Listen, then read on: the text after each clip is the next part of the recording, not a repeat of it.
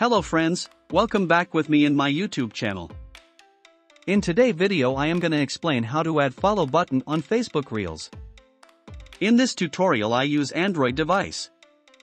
So, let's go to the tutorial. Step 1. Tap to the hamburger menu icon at the right corner. Step 2. Select settings and then scroll down and tap followers and public content. Step 3. In the followers and public content settings you can switch who can follow me to public. Step 4. If you want to get more views and followers, I suggest changing all settings to public. This will help your Facebook more easily found. Step 5. You just need to create a new Reels and the follow button will automatically appear. Okay, if this tutorial worked for you, please like this video and don't forget to subscribe my channel. See you on the next video.